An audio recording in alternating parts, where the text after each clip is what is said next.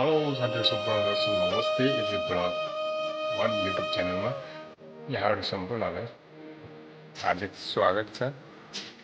सम्पूर्णलाई हार्दिक स्वागत गर्न चाहे। देखिरहेको बसामा भने म रोल्पा जिल्ला लौरी गाउँपालिका 6 पाटेकुम्चाल काप्राको युद्धग्रस्त क्षेत्रमा छ। 2058 साल चैत महिनाको 4 गते दिन यो हाम्रो ठाउँमा चाहिँ यसै ठाउँमा चाहिँ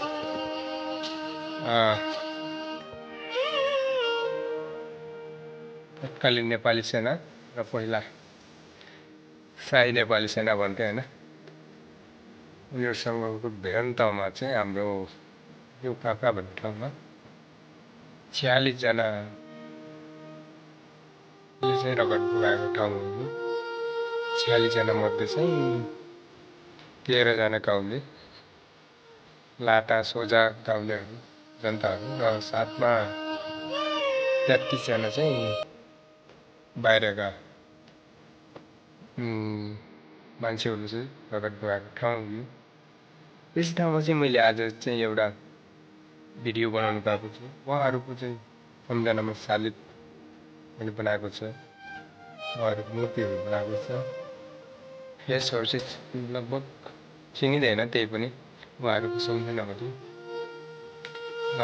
शालिगहरू बनाएको छ र म तस्बिरहरू चाहिँ म खिच्नेछु है। भिडियो चाहिँ हल्का लङ हुन जाला, सम्पूर्णलाई चाहिँ राम्रोसँग हेरिदिनु होला पनि भन्न चाहन्छु। यिनी शहीदहरूका सम्झनामा बनाइएका यिनी भवनहरू म भवनको दृश्य देखाउन गएँ।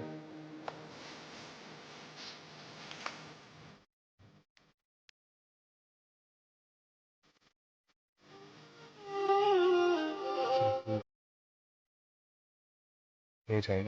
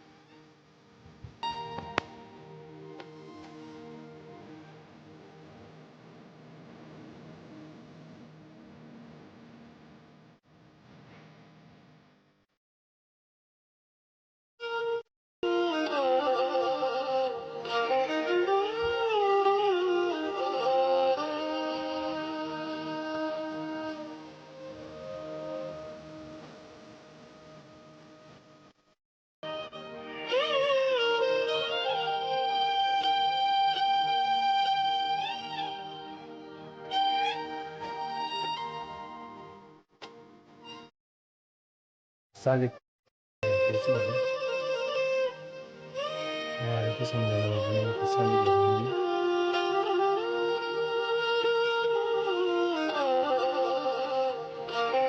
र त्यसको सिलसिलामा चाहिँ उता भवनहरू बन्दैछ यता कुरामा यो घरतिर अलिक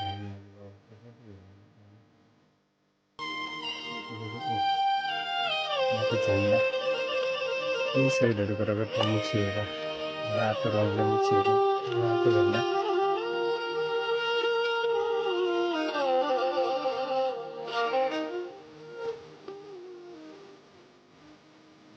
गर्दाखेरि उसले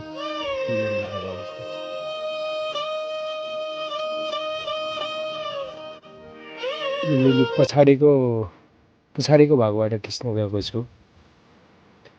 हल्का यो हाइटमा भएको कारणले गर्दाखेरि साइडहरूमा शालिगको पछाडितिर मिसनरी वाल लगाएर अनि बल्ल यो चाहिँ साइडहरूको शालिग उठाइएको छ। साथमा यो तारबार पनि गरिएको छ किनकि शहीदहरूको साथीहरूले क्षतिमा पुगोस् भन्नको लागि। अनि त्यो दिन कुन कुन ठाउँबाट चाहिँ आक्रमण भएको थियो त त्यो कहाँबाट भन्ने ठाउँमा भनेर म तिनी स्थानहरू देखाउन गएको छु कहाँदेखि टार्गेट गरेर कहाँ हानेको थियो भनेर तत्कालीन नेपाली सेना र त्यो बेलाका शाही सेनाहरूले कुन ठाउँबाट चाहिँ आएर घेराबन्दी गरेर कहाँनिर टार्गेट बनाएर चाहिँ हानेका थिए भनेर म देखाउन गइराखेको छु। मेनमा 1 नम्बरमा यहाँबाट चाहिँ टार्गेट गरेको थिए। यहाँदेखि यहाँनिर चाहिँ जिपिएमजी राखेर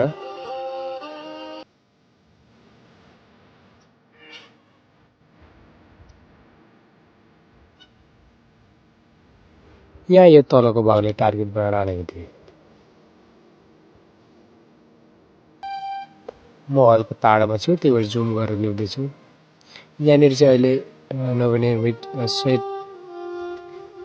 शहीदहरूका सम्झनामा नवनिर्मित चाहिँ भवन यहाँनिर बनाएको छ र यो माथिबाट चाहिँ टार्गेट यहाँनिर बनाएर चाहिँ मेन टार्गेट यो यहाँनिर यो जुन ठुलो चौर छ खेतहरू छन् त्यहाँनिर चाहिँ टार्गेट बनाएर हानेको थियो किनकि यहाँनिर चाहिँ त्यति बेला चाहिँ एउटा तालिम केन्द्र यस्तो राखेको थियो र यो भागतिर चाहिँ यो भागमा चाहिँ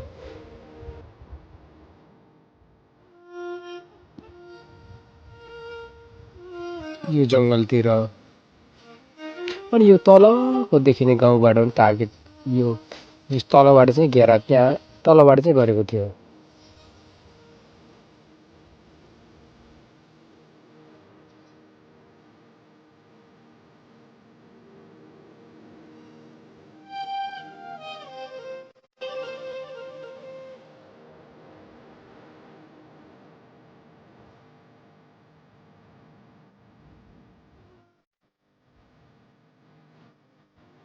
तलकाले चाहिँ पारीको भिरमा यो भिरको सानो बाटो छ गोरेटो त्यो बाटोबाट जानेहरूलाई भाग्नेहरूलाई सिधा तल चाहिँ भिरको तल फ्लेटमा चाहिँ खसालेका थिए।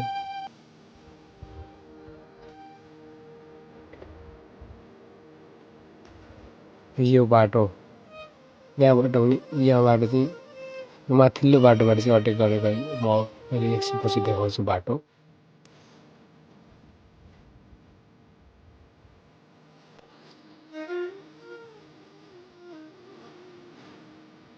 यो बाटो यो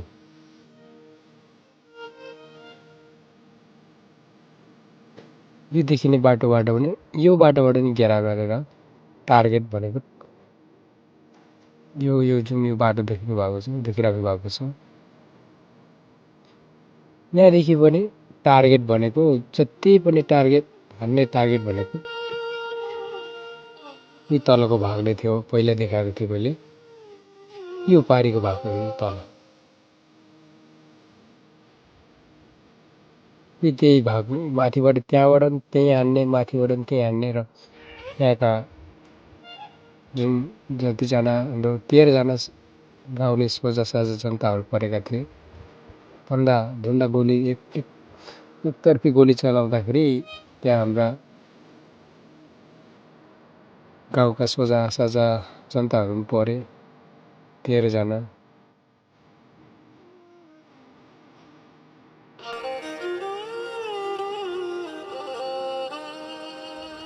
मेन भनेको हाम्रो यही बढी क्षति पुऱ्याएको त्यो बेला चाहिँ यही यहाँनिरबाट हो। यहाँनिर चाहिँ GPMG general purpose machine gun चाहिँ यहाँनिर फिट गरेको थियो।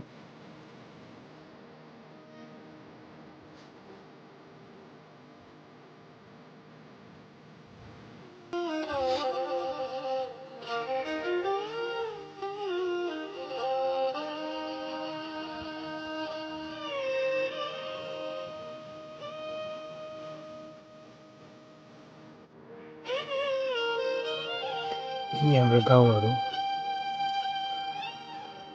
त्यो बेलामा चाहिँ गाउँहरू पुरा शून्य भएका थिए, पुरा गोलीहरूको आवाज मात्रै थियो, गाउँ नै शून्य भएका थिए।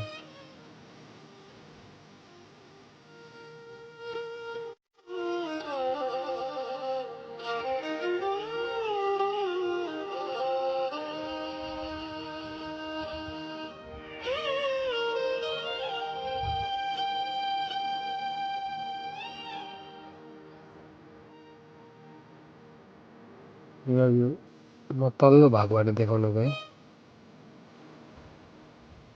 यहाँबाट पनि छेका हानेको थिएँ। यो भागबाट यो डाँडाबाट यो सानो सानो बाटो देखिन्छ, यहाँनिरबाट पनि घेरा हालेको थियो।